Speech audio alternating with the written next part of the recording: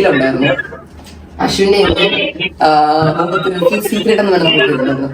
അത് കണ്ട് കുറെ പേര് വന്നിട്ട് അച്ഛനെയും അമ്മേനെയും ഡിസ്റെസ്പെക്ട് ചെയ്തു. വീട്ടുകാരറിയാതെ നേരത്തെ കെട്ട് കഴിഞ്ഞു. കെട്ട് കഴിഞ്ഞില്ല നമ്മള്. അത് നമ്മുടെ രണ്ടുപേരുടെ ഒരു ബിലീഫ് മാത്രമായിരുന്നു. നമ്മൾ അന്നേ രീതിയിൽ കെട്ടിയെങ്കിൽ ഇപ്പൊ നമ്മൾ എന്തിനാ വീട്ടിൽ കെട്ട് നടക്കുന്നത്? അതിന്റെ ഒരു ആവശ്യമില്ല. ഞാൻ പൈസ മാറ്റി കല്യാണം നടത്തേണ്ട ആവശ്യം ഒട്ടുമേ ഇല്ല. പ്രത്യേകിച്ച് എനിക്ക് പൈസ അത്രയ്ക്ക് ചിലവൊക്കെ ഇഷ്ടപ്പെട്ടാൽ ഇത്രയും പ്രൈവറ്റ് ആയിട്ടുള്ള വീട്ടിൽ നടത്തിയത്. അത് വേറെ കാര്യം. അശ്വിനും എനിക്ക് താല്പര്യം. നമ്മൾ രണ്ടുപേരും നേരത്തെ ഡിസ്കസ് ചെയ്തൊരു കാര്യമാണ്. കല്യാണം ഭീകരം നടത്തണമെങ്കിൽ വീട്ടുകാരെ മുഴുവൻ വിളിച്ച് അവരുടെ ബ്ലെസ്സിങ്സോടെ മാത്രമേ നടത്താൻ പറ്റൂ. അത് അശ്വിന്റെ എന്റെയും ഒരു പാക്ട് ആയിരുന്നു, വിച്ച് വി ഹാഡ്.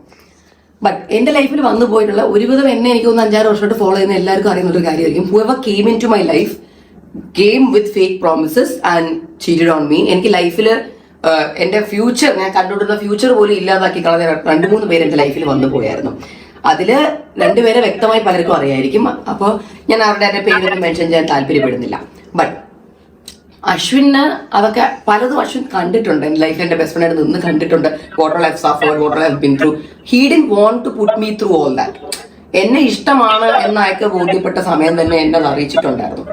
അവൻ എന്നോട് പറയുകയും ചെയ്തു, എനിക്ക് നിന്നൊരു ഗേൾ ഫ്രണ്ട് ആയിട്ട് കാണുന്നില്ല, എനിക്ക് എന്റെ കണ്ണുകൊണ്ട് എനിക്ക് നിന്നെ എന്റെ വൈഫായിട്ട് കാണുന്നതാണ് ആഗ്രഹം. എനിക്ക് നമ്മൾ കല്യാണം കഴിക്കണമെന്നൊന്നുമില്ല, പക്ഷെ എനിക്ക് എന്റെ കണ്ണുകൊണ്ട് വൈഫായിട്ടാണ് നിന്നെ കാണുന്നത്. ഇത് ഞാൻ ആദ്യമായിട്ട് ഒരാളുടെ മൈൻഡ് കേൾക്കുന്നത്. കാരണം എന്നെ ആരും അങ്ങനെ പറഞ്ഞിട്ടില്ല. അപ്പൊ ഞാനും പറഞ്ഞു, let's make a promise to each other. You get me a chain, നമുക്ക് അതിനൊരു മംഗൾസൂത്രമായിട്ട് തന്നെ എടുക്കാം. നമുക്കൊരു ടെമ്പിളിന്റെ മുന്നിൽ പോയി ലെറ്റ്സ് പ്രേ ടു ഗോഡ്, താൻ എനിക്ക് ആ മംഗൾസൂത്രം കിട്ടുക, ജസ്റ്റ് എന്റെ ഒരു സമാധാനത്തിന് വേണ്ടി. He was also like yes okay. And ആ മംഗൾസൂത്രയില് ഇവിടെ നടുക്ക് ഗോൾഡ് ബോൾസ് ആയിരുന്നു. അതിന് നമ്മളെ ഗോൾഡ് ബോൾസ് മംഗൾസൂത്രത്തിലുള്ള ഡയമണ്ട് ഇട്ടിട്ടാണ് ഇപ്പൊ ഞാൻ ഇട്ടേക്കുന്ന എന്റെ താലി മംഗൾസൂത്രം. സോ യാ, അന്ന് ജസ്റ്റ് എനിക്ക്